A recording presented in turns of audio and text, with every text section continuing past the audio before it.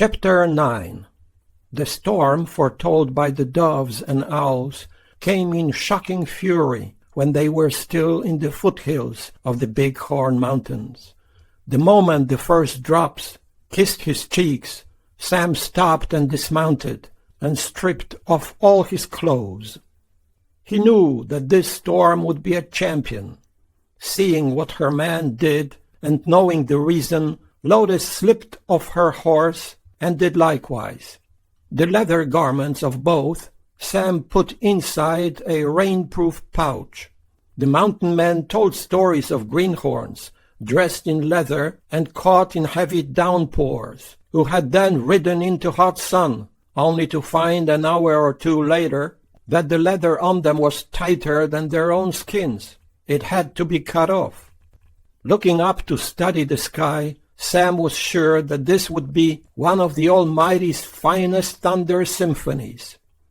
As they rode along, both completely naked, with the first large raindrops caressing their skins, Sam began to sing, howling into the storm his admiration of the Creator, whose genius had wrought such marvels. Of a storm in Beethoven's Pastoral Symphony, a musician had said that it was more than a storm. It was a cataclysm, a stupendous convulsion of all the powers. But for Sam it was nothing compared to what he had heard in these mountains. Beethoven had hardly done more than whisper among the aspens. Sam's spirit in such hours as this needed stronger music than any Beethoven or Bach or Vivaldi had dreamed of. He shouted his head off, knowing that once the conductor got the hang of things, he would open with a prelude that would shake the earth. He thought of Blake's words, that music exalts in immortal thoughts. But at its greatest reach, when the heavenly instruments flung down the grandeur of their thunders, music was a lament over what Thomas Browne had called the infinity of oblivion, the lonely finality of death, and the eternal night of the grave. But he was young today, and in love, and his naked bride was close behind him. He strove to improvise his mood, pouring forth wild baritone harmonies that dissolved into the winds. As the lightning's voice roared in awful grandeur, like a gigantic orchestra of drums and percussion, the sheets of fire set whole areas of sky aflame. And Sam became so intent on trying to become a part of it that for a little while he forgot the girl behind him.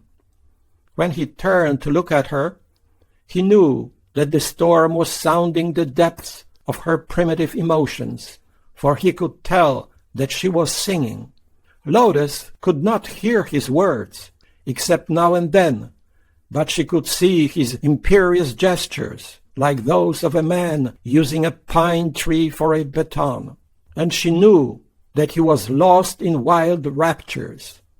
At first he had been concerned with the blandishments of the early raindrops and with tuning up his throat, but when the first crushing chords came, he opened his soul to the sky and sent it forth on wings. If Lotus had had knowledge of white man's music, she might have thought her man was improvising a Rosalia. He was singing, "Rejoice, O my heart," climbing from key to key until his voice cracked and he doubled over, coughing. He was a handsome figure, a big golden fellow on a black stallion, wet with rain, his hair flowing out into the wind that was rushing over him, his arms gesturing to the horns to come in, or the strings, as in fancy he herded the harmonies into overwhelming crescendo. Bushes and trees along the way were in such convulsions of frenzied joy that now and then one tore its roots free of the earth and went off into the sky, and the thunders like a huge shaggy bird. "Here! Here!" Sam shouted, drenched now, his hair sopped and matted. the rain moving in a thin, cool envelope down over his whole body and over the glossy pelt of his horse. The rain was also stirring the innumerable scents of the sweet earth, so that all the harmonies of rain music were infused with fragrance. It occurred to him that an opera house ought to be drenched with sweet essences, instead of with the bad breath of body odors of 1,000 overdressed creatures. Remembering again that his wife was behind him, he turned to look back, and her wet face and hair, her eyes shining like two black jewels, and her lips parted across white teeth, were all such a picture of female loveliness that he stopped, slipped down, and went back to kiss her. He cried in her ear and kissed the wet ear. Then he kissed her wet leg that was next to him, and drawing the wet foot up, he kissed it. The storm, he thought, was close to the climax of its overture. Lightning was now setting whole patches of sky afire. Thunder was crashing in such chords that the earth trembled. But for him, all this was only a potpourri of the themes, moving from allegro to vivace. He hoped it was so. No thunderstorm could be too violent for him. He now threw his arms wide to embrace the whole wet world around him, again kissed his bride's leg and her foot, and bursting again with tempests of song, returned to his horse. His girl wife, fascinated, soaked, and shivering a little, looked at his broad, naked, rain-swept back, and wondered in her innocent Indian way if he was actually a man or a spirit. He frightened her, but in his presence she felt safe from enemies. For what a fountain of energy and courage he was, bellowing praise to the Great Spirit as he rode on in the deepest and darkest and wildest rainstorm his wife had ever known. They rode on in the heavenly music of falling rain, and the whole atmosphere of earth was darkened to night. Lotus knew it was not night.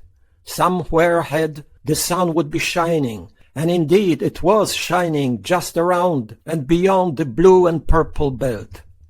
After riding for 2 hours, in a downburst that seemed eager to wash all the mountains into the rivers, they came to the outriding scarves and skirts of it, with sunlight making jewels of the countless raindrops clinging to trees and grasses. In this wonderland that was half rain mist and half sun-glow, they rode for another hour, and then were out of it. The storm was behind them, sweeping in a vast gloomy darkness across the Beartooth Pass.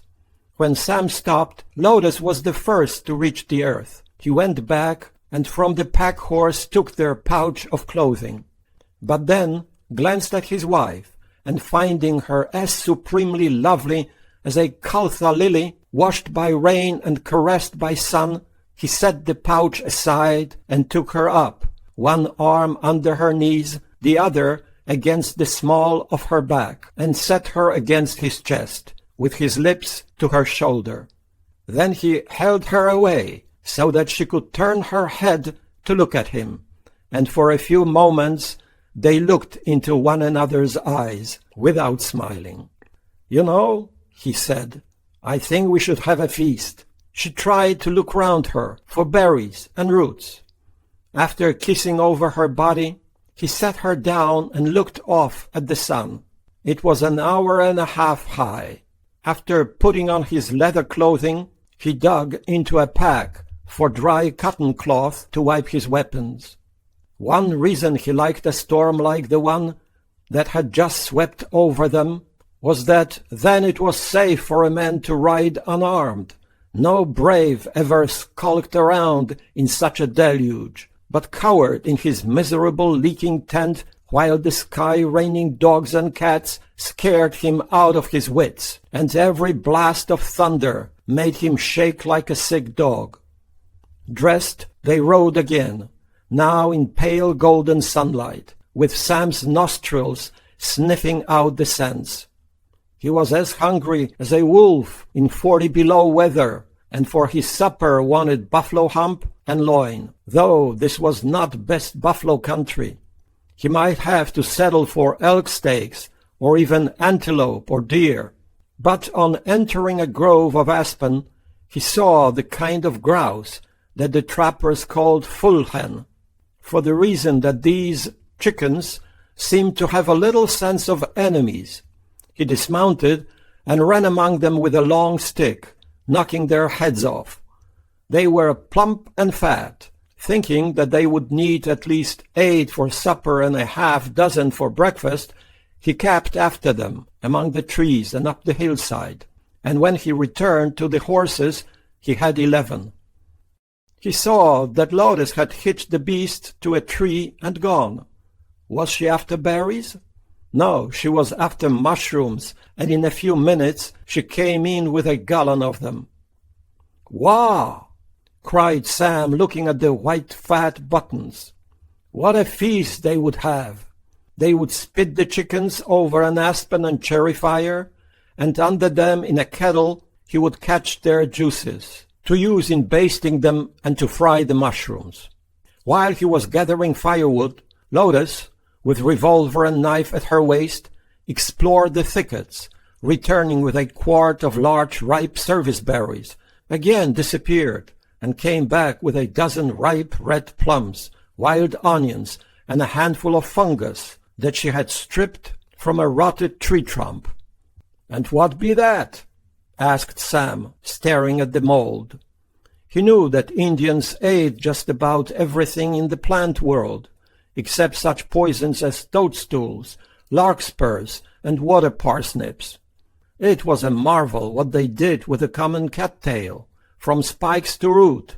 They ate most of it. The spikes they boiled in salt water, if they had salt. Of the pollen they made flour.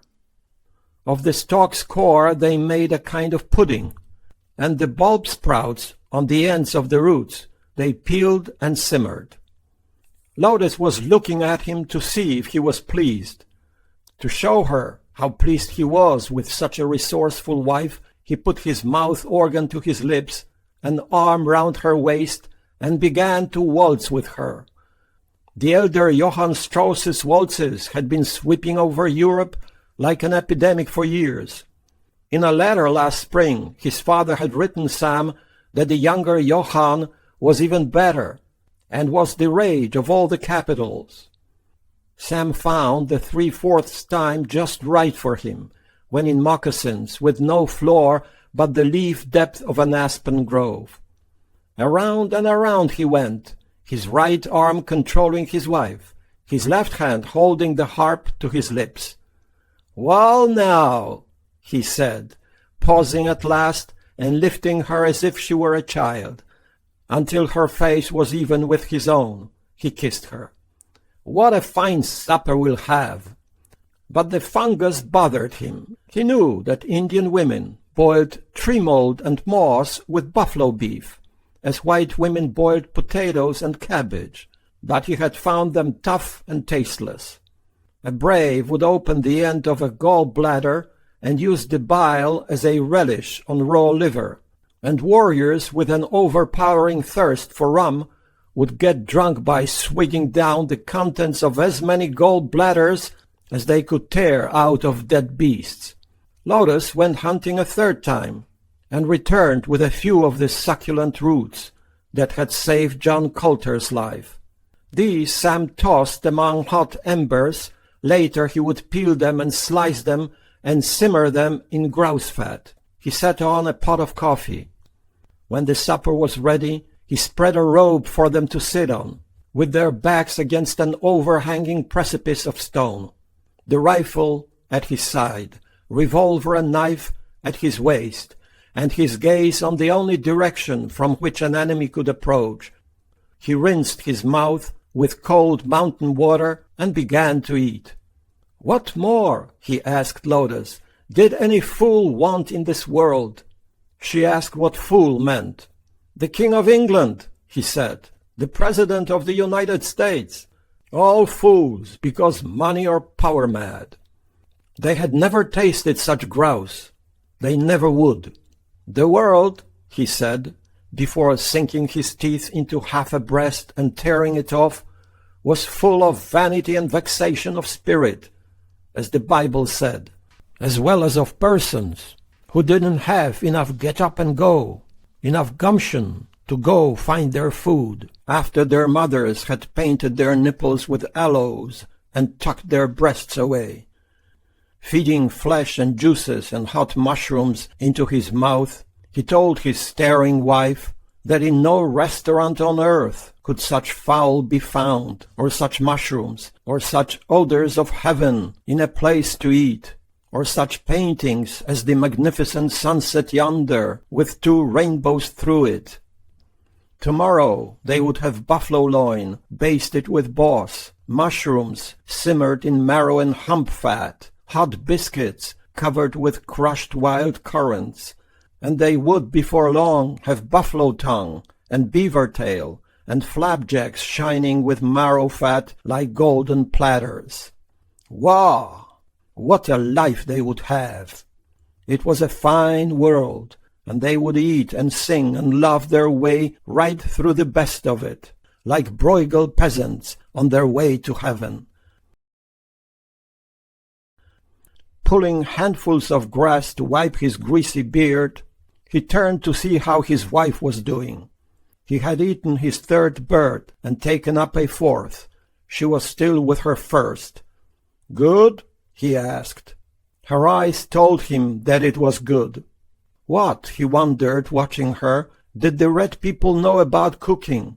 If hungry, they simply tore a beast open and shoved their heads in, like wolves, and after drinking the pool of blood in the bowl of fat under the kidneys, or burying his famished red face in the liver, as likely as not the Indian would then yank the guts out, and while with one hand he worked the contents of the gut down and away from him, with the other he would feed the gut into his mouth like a grey wet tube, which in fact it was, his eyes bulging ferociously as his ravenous hunger choked it down.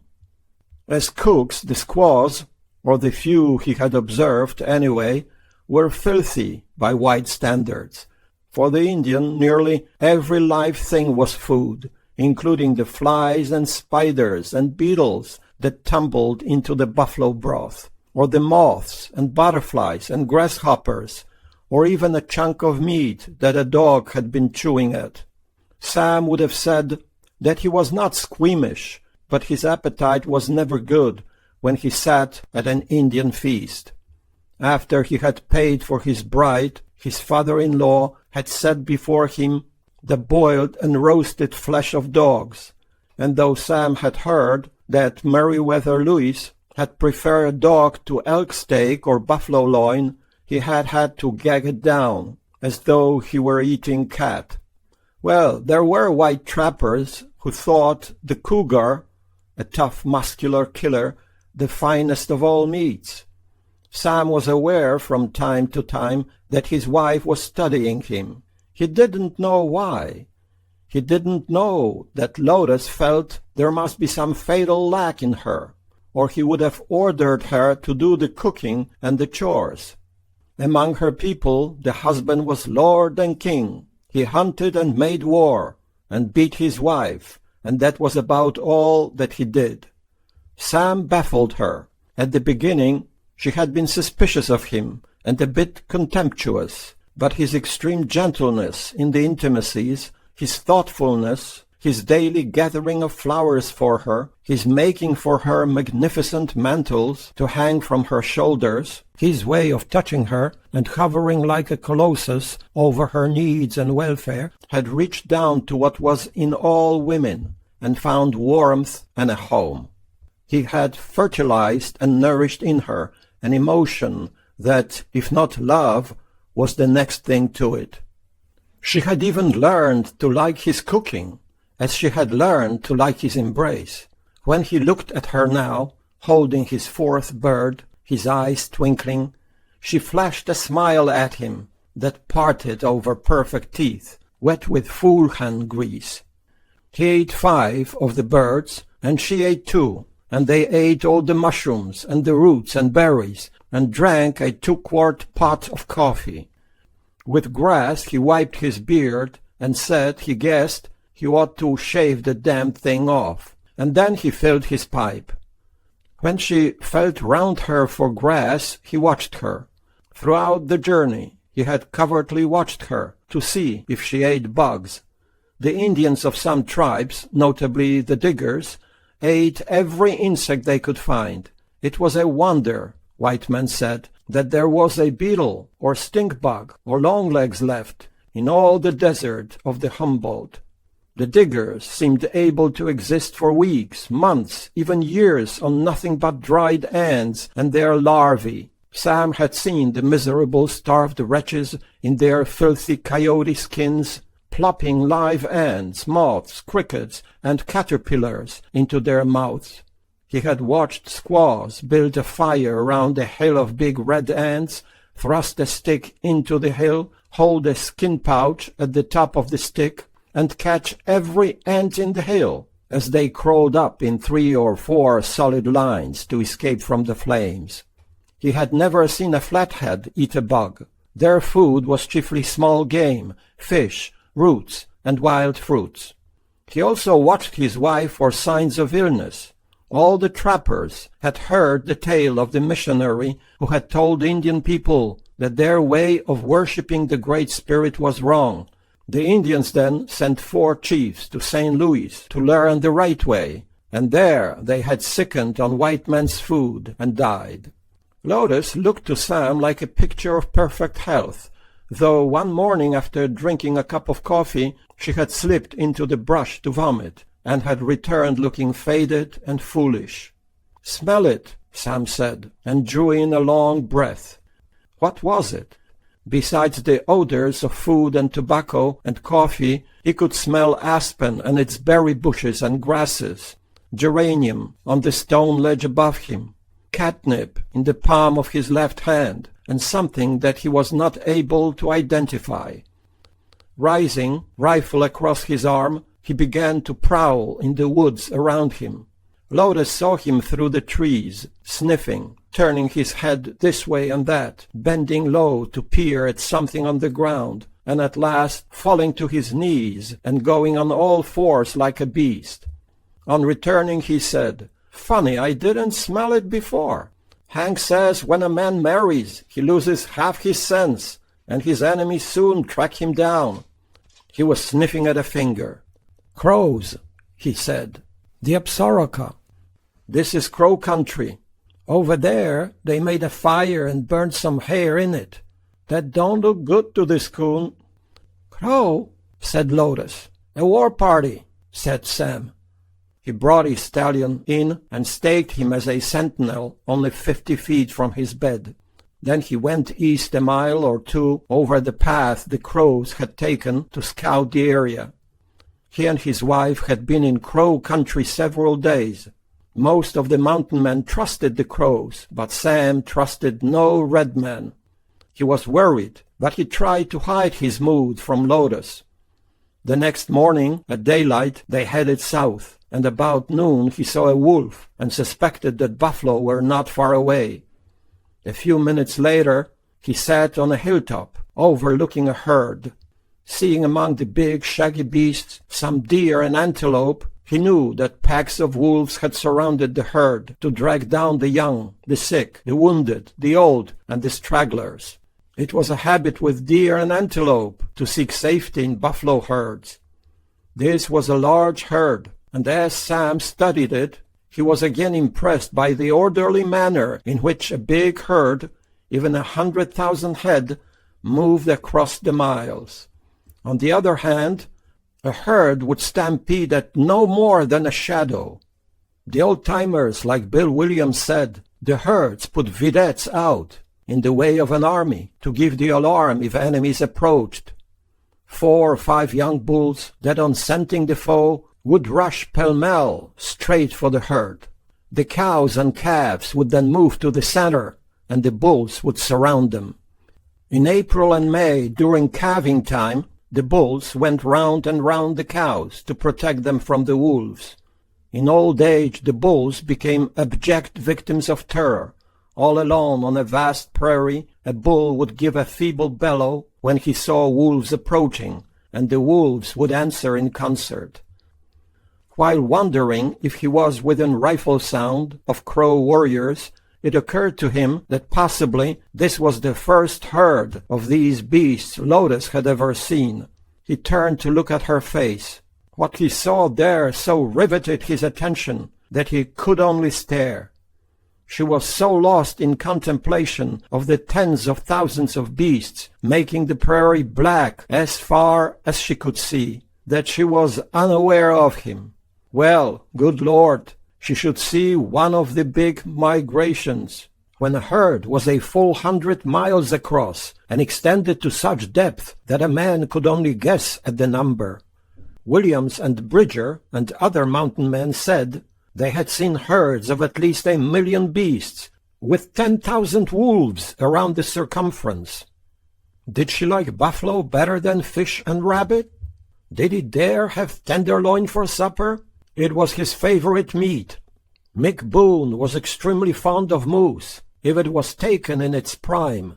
Bear Paws Meek was a beaver tail man. He swore that a tail, properly seasoned and expertly basted with wild goose oil, was the only food he would ask for in heaven. Caddy preferred elk. Sam examined his rifle, and they rode forward until they were about 300 yards from the nearest beasts. Again he studied them. He wanted a fat, tender one and a swift, clean kill. A buffalo, unless shot through the heart or brains or spine, took a lot of time to die. While sitting and watching, he told Lotus his favorite story of a greenhorn. An especially choice lubber, callow and green, had fired 8 or 9 pistol balls into a bull and had then stood, nonplussed and bug-eyed, while blood poured from the beast's nostrils. A practical joker had told the numbskull to slip up from the rear and hamstring the bull. He could then cut its throat. Accepting the suggestion, the city tenderfoot had crept up behind the bull and stabbed at one of its hams with a knife. In that instant the beast exploded with fury, its nostrils spouting blood and foam for 30 feet.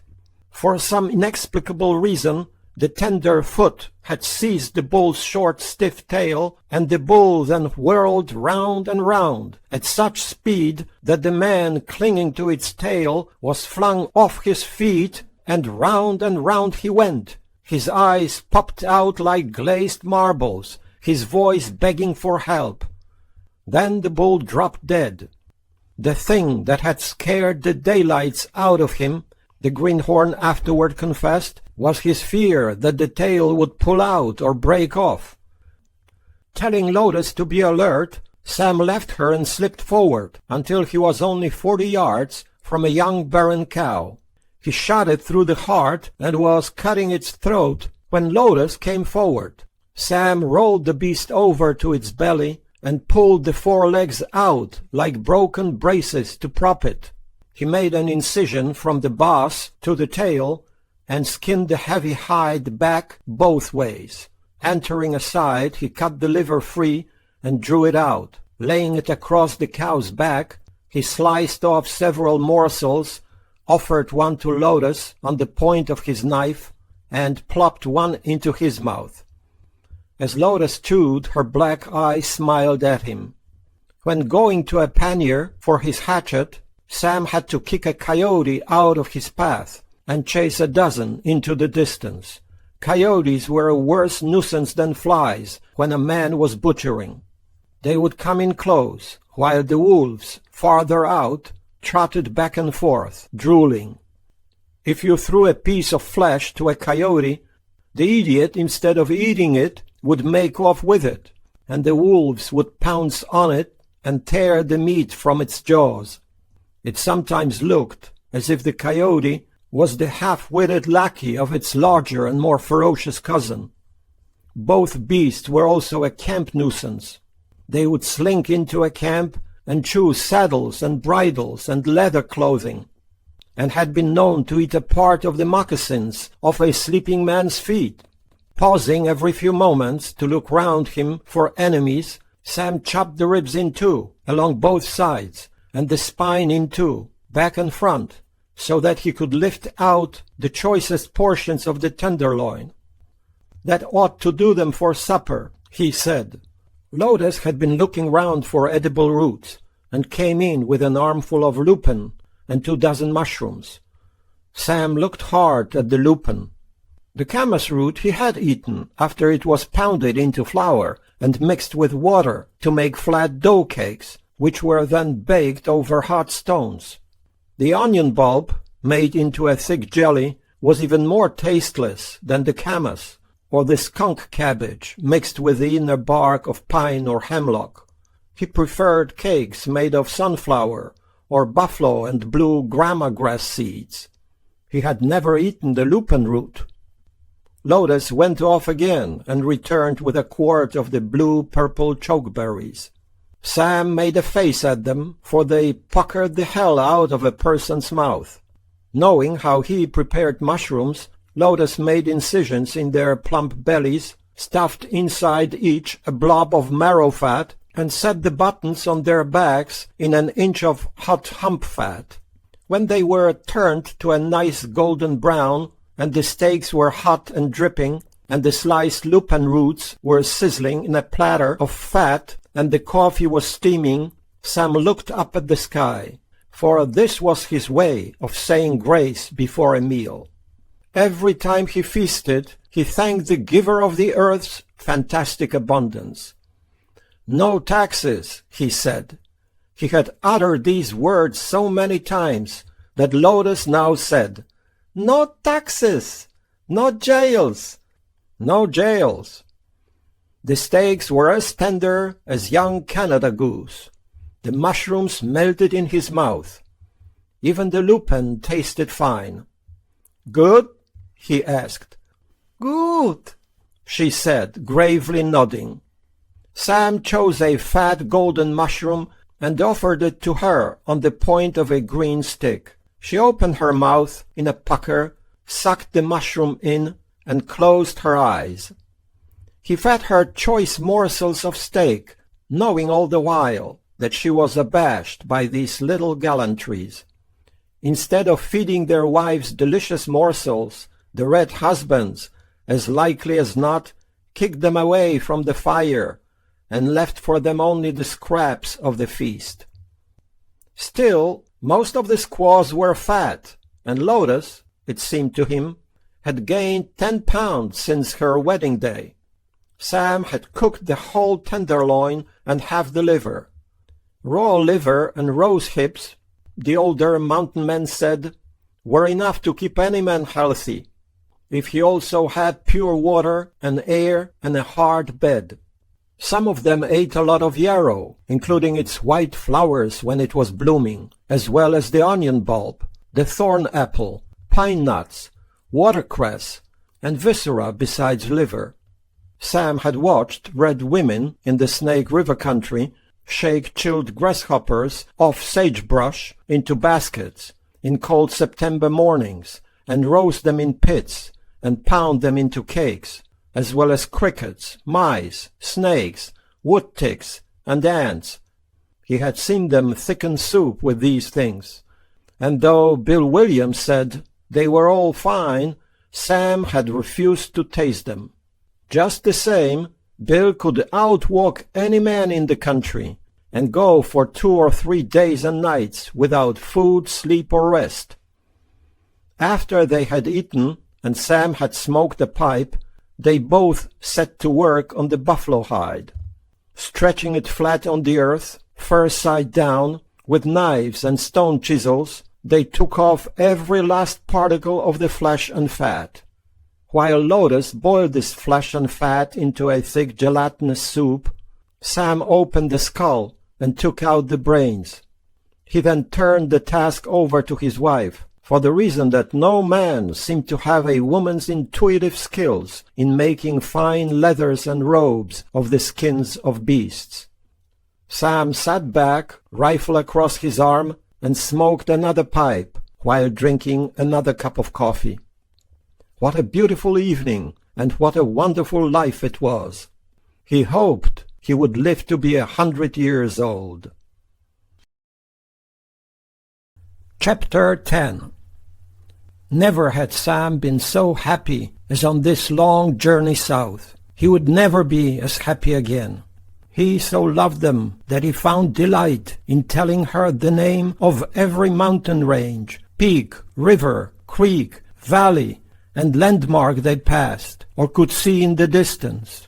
Yellowstone, Powder River, Meadowlark Lake, Sun River Creek, Tongue River, Rosebud Creek, Papoose Peak, Black Panther Creek, Epsaraka Summit, Little Goose Pass, South Pass. He loved them all, for in his soul they were all like the call of the French horn in a Mozart concerto. Side by side, when eating or sleeping or riding, Sam told her about the men he had met since coming west. Three-Finger McNeese, a tall, slender man as straight as a lodgepole, with coarse black hair and beard, a grave mien and one eye cocked off at an angle of 45 degrees from the other. He was a tough critter in a fight, and so was Lost Scalp Dan, a muscular, scowling giant who kept putting a hand back over his hideless skull as though to brush his hair. Lord, how he hated the red men! It was Dan's ambition to scalp 1,000, and he didn't take off a mere topknot, but the whole thing, as Bill would say, clear down to the ears and halfway to the eyebrows. She would see Jim Bridger soon, except Kit Carson. He was about the most famous of them all, unless it was old Caleb Greenwood, or Solomon Silver, or Moses Harris, or Jim Kleiman. Not all of those were free trappers. The free trappers were a clan of their own. Man for man could lick any gang on earth, or in all the spaces beyond. Jim Bridger was probably the biggest liar in the whole pack, though it was said that he could neither read nor write, and talked as if he had found his English in an Indian teepee. He dearly loved to spill his chin music and spin his yarns, especially if greenhorns were listening.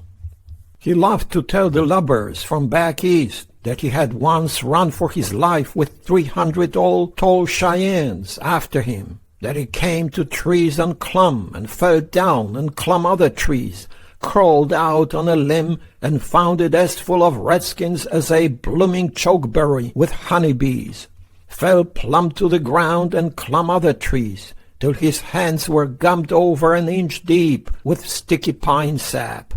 But he kept running and came at last to a canyon that narrowed and closed down to a pinch that a spider couldn't get through. And there he was, with 300 red devils swarming over him, and arrows falling as thick as pine needles in a hurricane. At that point Jim would stop. The bug-eyed greenhorns, mouths agape, cheeks twitching, would stare at him, and in a hoarse whisper one would ask, "What happened, Mr. Bridger?" In a weary old voice Bridger would say, "They killed me." Another of Jim's favorite talks to novices was about a panther, which he called a painter. He was hunting elk on the flanks of Battle Mountain, when suddenly out of a thicket came a painter to study him with cold green eyes, while the tail moved back and forth. Jim had felt awful uneasy. Just looking at the critter made him shiver and shake, for he calculated that the painter was sizing up his dinner. "Nice old feller," Jim said to him, and made like he was dying to stroke and pat him. But with a flip and a hop and 2 somersaults, the painter was right in front of him, his mouth open 4 feet wide. His teeth were as long as bowie knives. There was nothing to do but reach into the mouth and down towards the tail and grab it, and quicker than a wink turn him inside out. He was then headed in another direction, and figuring that Jim had just took off, he sailed out of sight. When one of the green horse said, "Oh, shucks," it kinda dawned on me that he thought Jim wasn't exactly telling the truth. He guessed maybe she had never heard of old Caleb Greenwood. Caleb said the bravest of all the red people were the Crows. But then he was prejudiced, for he had married one, named Batchika. She was not a mere winter squaw, as so many red women were for white men, but a fine year-round work plug. The truth was that Caleb had left his wife and his 5 sons and 2 daughters. 1 son and 1 daughter they would have, Sam said, patting his wife's belly. The Caleb-Batchika relationship had touched Sam's sentimental soul. In his late 70s, Caleb became almost blind, and when all the Indian medicines failed him, he asked his wife to take him to St. Louis. For weeks she had shot buffalo and jerked the flesh, dried fruits, gathered roots, and made leather clothing for all of them. Then, with her husband and all the children but the oldest son, she had climbed into a canoe and headed down the river. In Sioux land they were attacked by a horde of shrieking warriors, most of whom plunged into the river and swam toward them, bent on plunder. But when Batchika laid open the skull of one with a canoe paddle, the others went howling to the bank. Learning somehow that her man was blind and helpless, the braves so admired the woman's courage that they gave her safe passage down the river. In St. Louis, Caleb had had growth removed from both eyes and had come with his family back up the river. Now, somewhere in the 80s, he was kicking as hard as ever. Sam wondered what the white people back east, with their turbid, feculent rivers and garbage dumps, would think of Caleb's love for a squaw, or Loretto's, or his, or Kit Carson's for Maria Josefa Jaramillo. After telling Lotus about Caleb and Batchika, Sam felt a bit choked up. Slipping down, he put his arms around his wife as she sat on her horse, and she looked down at him with strange and wonderful things in her eyes. He looked up to meet her gaze. This had become a habit with them, and they looked into the eyes of one another without smiling or speaking. If he went blind, Sam said in words and signs, would she take him down the river? Yes, she said. Make pemmican? Yes. Kill my enemies? Yes. You love me? She knew the words, but she didn't know what love meant. Yes, she said. Sam hugged her, his face pressed to her belly. I love you, he said, and mounted his horse. When they came to a beast that had been killed, Sam examined it, with Lotus at his side. He said he could usually tell the kind of killer. The wolf nearly always attacked buffalo, elk, deer, and antelope in the flank or ham. The mountain lion seized the throat of larger beasts, and wrenching the head around, broke the neck. The grizzly left the marks of its terrible claws. Of them all, the wolf, for its size, had the strongest jaws and teeth. White men, he told her, had a small dog called a terrier. It would attack a wolf or a whole pack of wolves. He had once seen wolves literally tear a terrier in two, as he had seen a grizzly tear a badger in two. White men had a larger dog, part staghound, part bull, that could kill a wolf, or even 2 or 3 in a fight. The wolf was such a powerful beast that it had been known to drag an 18-pound trap attached to a forepaw for 25 miles in a few hours, and at the end of that time had enough stamina left to outrun a man and disappear. With boyish pride in all the things he had learned in 7 years, Sam halted to show her a scent post and the furrows in the earth left by claws. After avoiding its urine against the tree, the wolf had scratched the earth in the foolish way of the dog family. There was its run, he said, pointing. It was always in fairly open country, the bottoms of canyons, dry ravines, the lowest saddles across divides. The only unfailing scent lure for a wolf was the scrapings from a scent post taken far from the wolf run where the trap was to be set. Unfamiliar wolf urine caused the male wolf to tremble with excitement and run round and round, sniffing and snapping, and stepping at last on the hidden plate of the trap. Sam told her that while he was gone from her this winter, wolves might bivouac her and try to bring down her horse. He would show her how to trap them. She would kill a rabbit and wet her hands in its blood. She would cut the rabbit in small pieces and scatter it over an area as large as her father's village, and in the center of it she would set the trap just below the level of the snow and put a thin covering of snow over the plate. Sam talked to her about these things after they had gone to bed, trying to foresee all the possible dangers. He would build a corral for her pony, but if she didn't watch out, the wolves would sneak into it to chew the leather hobbles or to hamstring the beast and bring it down. For an unknown reason, the wolf had a great fondness for horseflesh. Folding one of her small hands into a big palm and sniffing the night air for a scent of an enemy, he would talk to her until she fell asleep. His sense of kinship with all the wild things of nature was so strong in him that he wanted his wife to share it, to know the ways of the water ouzel, sandpiper, killdeer, and flicker, the songs of birds, such as the plovers, the two notes of which were the two G's on the flute stop of a pipe organ, or such as the meadowlarks, for it seemed to him that in the lower of two keys it stated the theme and expressed it again in a higher key. With his mouth organ he tried to imitate the songs of birds, and at last, thinking of himself as a man with many blessings, he would fall asleep. He didn't want Lotus ever to know about a white man's cities and way of life.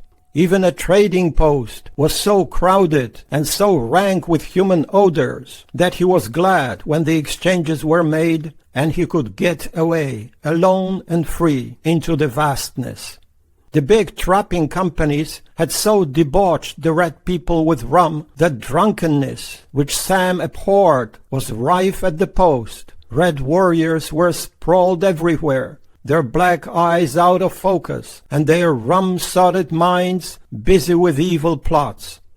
Sam had heard that some of the company traders put narcotics in the rum, and that the drugs filled the red men with such wild lunacies that on one occasion they roasted a trader alive on his own fire, thrusting a sapling through his body and suspending it from two tripods so that it could be turned over and over in the flames like a haunch of venison. Sam had seen stone-drunk braves dragged by their heels out of trading posts and scattered over a half-acre of ground until it was literally covered with them. He had seen haughty warriors sitting under sun shelters, which their old limping discarded wives had been forced to build for them, sitting half-drunk with their young beauties while the old crones hustled around, trying to steal more rum for their lords, or with their bodies buy more. In front of each arrogant red prince stood a tripod, on which were his shield, bow and quiver, medicine bag, and pipe. The Indian male was so innocent and gullible that when giving him rum in exchange for pelts, the white trader could let 3 or 4 fingers slip down into the cup to displace that much liquor. Or he would actually put melted suet in the cup to the depth of half an inch and let it harden before pouring rum in. As the red men got drunker, the white men would dilute the rum until at last it was 1 part rum and 10 parts river water. Sam had watched drunken warriors gamble at the game of which hand until one owned all the horses and clothing and weapons, and the other sat stark naked, wondering what else they could find to wager. To impress his wife with the way thousands of immigrants were pushing into the western lands to overrun the homes of the red people, Sam had wanted to show a few landmarks, such as Independence Rock in the lovely valley of the Sweetwater, a river that at first was not eau douce, but eau sucrée, because a packload of sugar had been lost in it.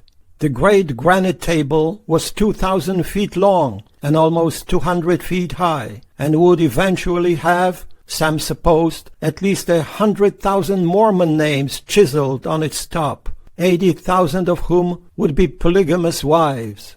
But he had decided to go far west of the rock, for he was on his way to Bridger's Post. He had wanted to show her Scott's Bluff after telling her the story of another brave man. A party of trappers coming down the Platte had capsized their canoe and lost practically all their supplies, including their powder. Defenseless in enemy land, they had given way to panic. One of them, a man named Scott, had become too ill to walk, and the others, pretending they were only going over the hills to find food for him, abandoned him on the river bank. What had been his thoughts after he realized the cowards had deserted him? Even after the fleeing party had overtaken an armed group of white men, they didn't mention the sick man they had left to die, but said that Scott had died and they had buried him. The next year, some of the men in that armed group came back up the river and found the skeleton. It was plain to them that Scott had crawled on his hands and knees for more than 40 miles in a pathetic and desperate effort to overtake the cowards who had left him. Hugh Glass had crawled farther than that, with maggots swarming in his wounds, digging in the earth for roots, chewing on old bones, all the way to Fort Kiowa on the Missouri, his soul burning on the one thought of vengeance. Would Sam Minard ever dedicate his life to vengeance? He could see no likelihood of that, but he wasn't looking very clearly into the future. When they came to the Oregon Trail, Sam halted for an hour and looked east and west. Most of the Indian tribes now believed that before long swarming masses of humanity would overflow this magnificent land and drive the red people from their homes. Did they also foresee that hundreds of beautiful rivers and creeks would be polluted? Now a man could lie on his belly and drink the pure waters of any of them, except those in alkali wastes, like the Humboldt. But there were no pure waters where man pushed up his cities and scattered his filth. What an unsightly country it would all be some day, with its unplanned mushrooming cities, the stink and belching dark of thousands of smokestacks, the paralyzing poisons of sewers and clatter of vast junkyards. He guessed the few men who needed space and freedom as they needed air would move north to Canada, and again north, until on the whole earth there would be no broad clean land to go to, but only the litter and stench and ugliness that the swarming billions would make of the earth. Going over to the trail, he looked curiously at the wheel ruts. Within the past week, a wagon train had squealed and churned along these ruts, with dusty, unclean women clutching their whimpering children under the canvas tops, their eyes staring past the bent backs of the drivers at the country ahead. Week after week, and mile after mile, they pushed on and on. Arriving at Bridger's Post on Black's Fork of Green River, Sam learned that the Mormons hadn't come and was feeling relief when Bridger said, "They come next spring. They're on the Missouri now. All Brigham and his 1,000 wives. Hold up for the winter." "All the Mormons?" "The whole shittery. 1,000 and 1,000. Going where? Only God and Brigham knows." "And all with more than one wife?" "Look alive," said Jim. "Had any but the bosses had more than one in the Bible or anywhere? Brigham, they said, had 50 maybe. The one next to him maybe 45, and the next 40, and so on down to the corporal, who maybe had 2. A man could never tell when Jim Bridger was serious. "That was a fine filly Sam had," he said. His strange eyes, they looked gray but flecked with tiny pieces of bright steel, sizing up Lotus. At this post Sam bought on credit against next spring's beaver packs. He bought a fast horse for his wife, and a good rifle and a bowie, and plenty of powder and ball, as well as cooking utensils, a half-dozen 3-point blankets, awls, needles, and thread. for he would be away trapping and she would be making leather clothing for the three of them. "You mean you intend to leave her alone?" Jim asked, narrowing his eyes at Sam.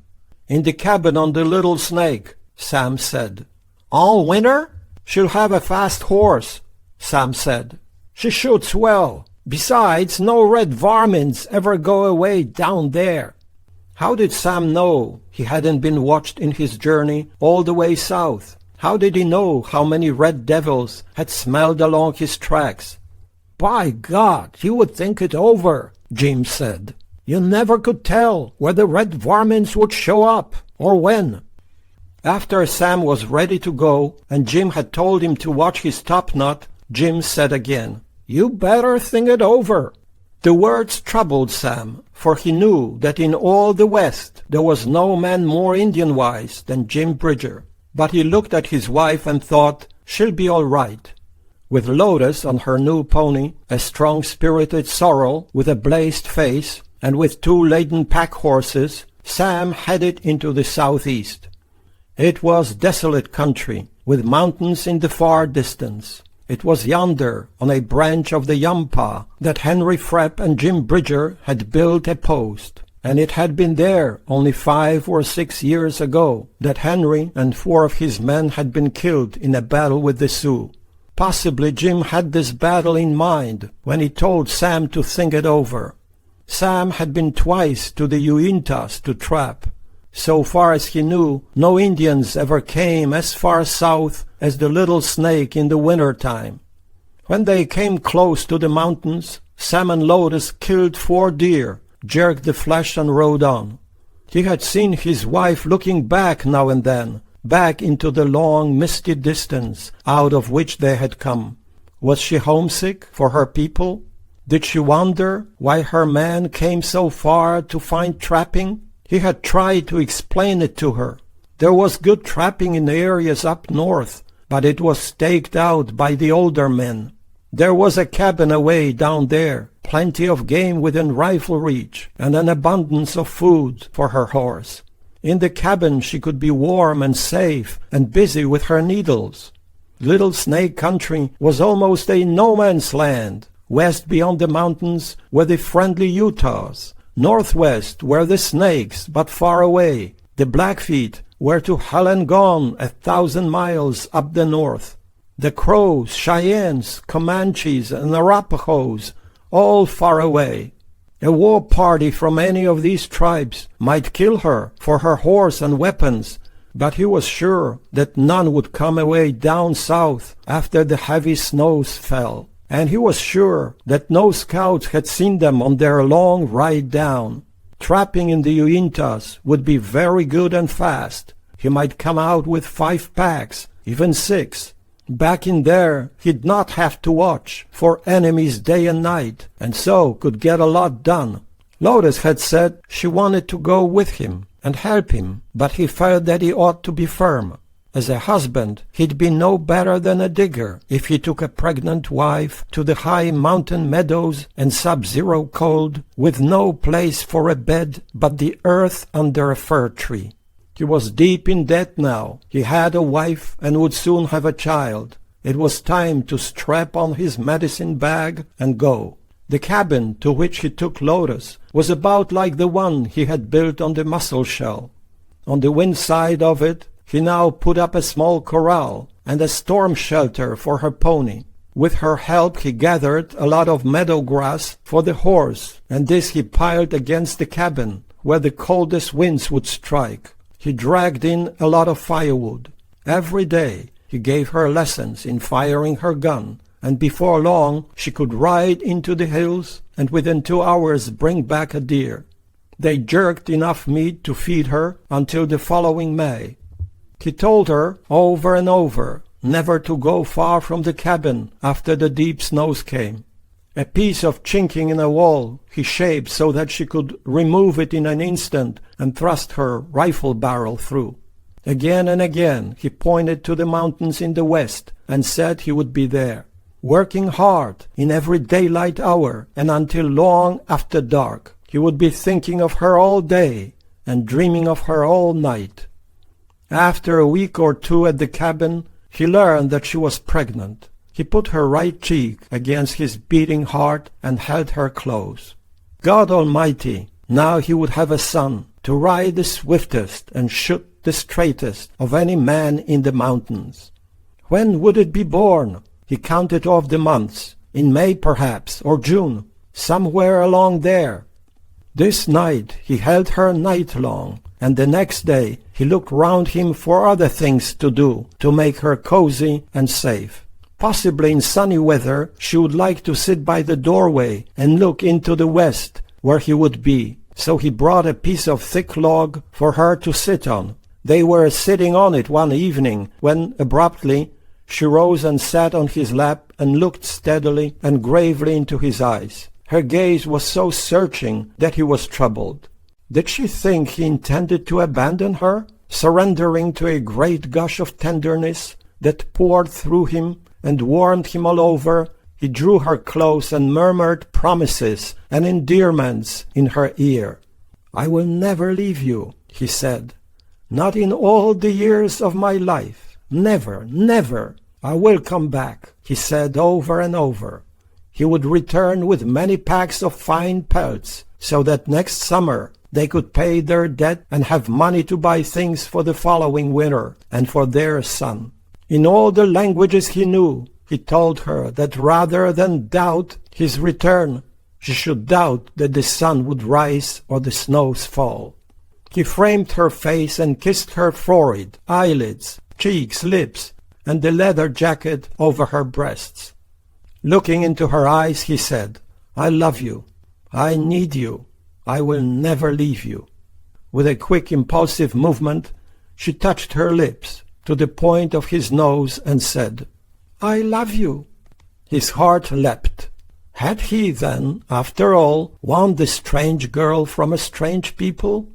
He said he wanted to take with him a lock of her hair, and from the back of her head, above the nape, he took a lock and kissed it and held it to his lips.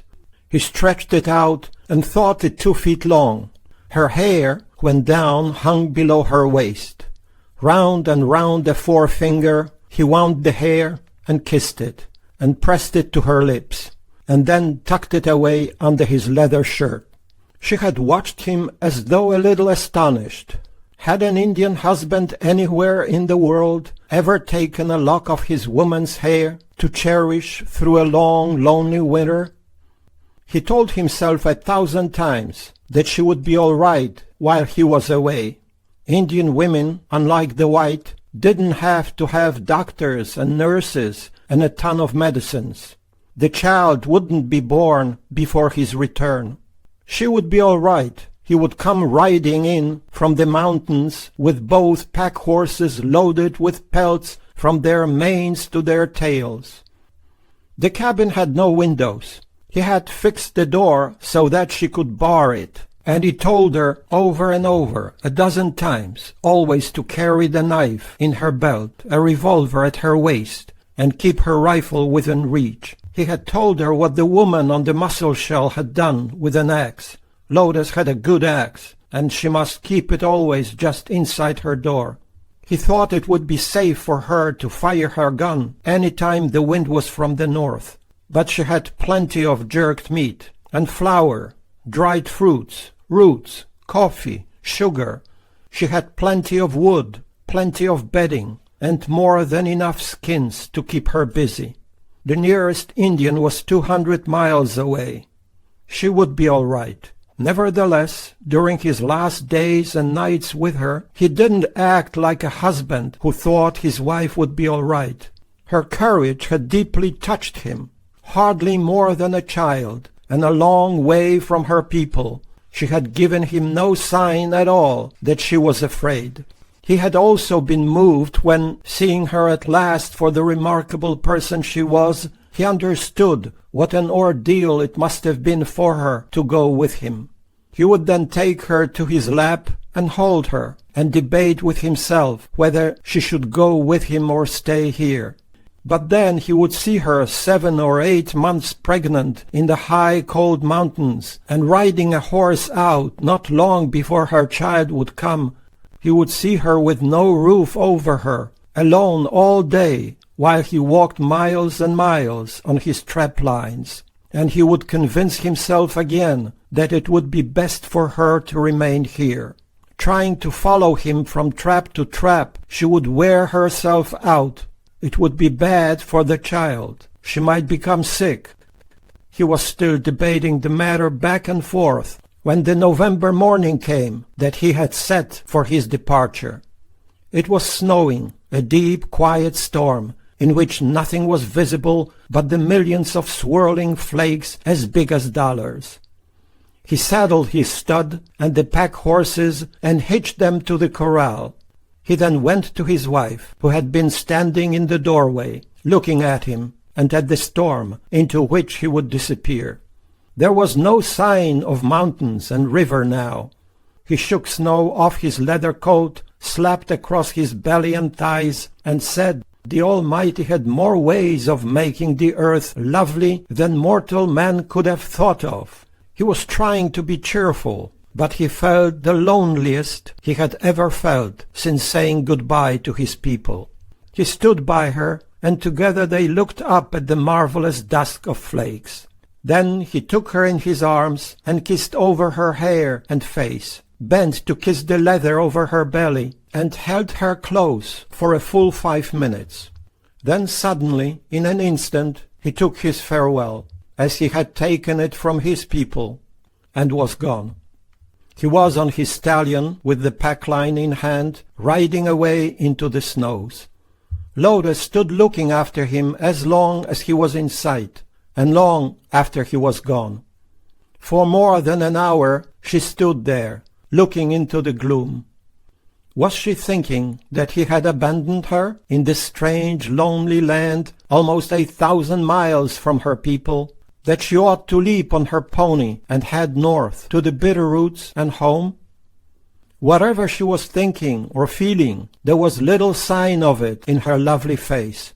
A white girl of her age might have broken down and run crying after her man. This girl, after looking for an hour at the gloom into which her husband had vanished, went to the corral to hear the breathing of her pony. She glanced down at the knife in her belt, the revolver at her waist, and then with a start thought of her rifle and hastened into the cabin to get it. She carefully examined the priming. She looked up the river, the direction from which her enemies would come, if they came. She then crawled between 2 poles and went over to her horse, and leaning the rifle against her, with the stock between her feet, she looked at the pony's quiet eyes.